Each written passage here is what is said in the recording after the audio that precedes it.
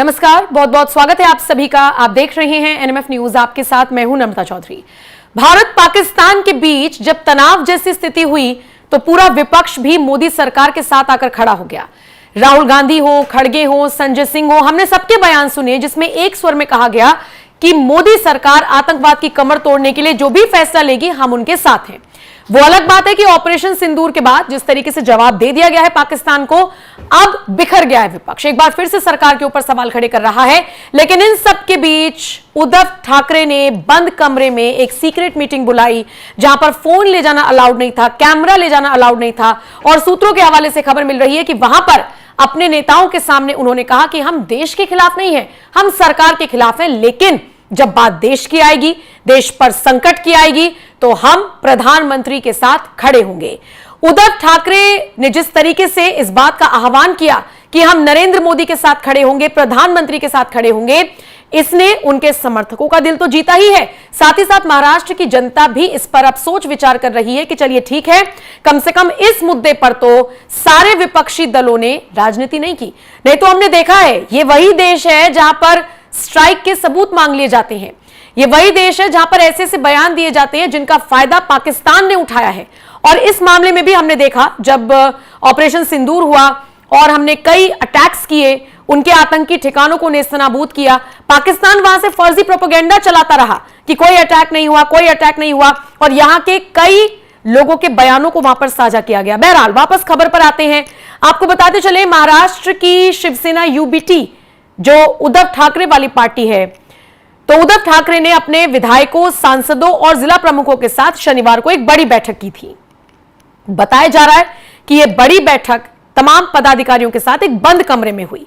इस बैठक में कैमरा ले जाना भी अलाउड नहीं था, लेकिन सूत्र बताते हैं कि इस मीटिंग में कई मुद्दों पर चर्चा हुई, जैसे कि वन नेशन वन इलेक्शन, सरकार के खिलाफ रणनीति, और इसी के साथ भारत पाकिस्तान तनाव पर भी चर्चा हुई। इसी दौरान उद्धव ठाकरे ने कह दिया कि हम देश के खिलाफ नहीं हैं, लेकिन सरकार के खिलाफ जरूर हैं। लेकिन इसी बीच सूत्रों का यह भी कहना है कि उद्धव ठाकरे ने कहा कि कश्मीर हमारा है, कश्मीर कल भी हमारा था, आज भी हमारा है और कल भी हमारा ही रहेगा। एक समय ऐसा आ सकता है जब देश में बीजेपी ना रहे, लेकिन कश्मीर हमारा ही रहेगा।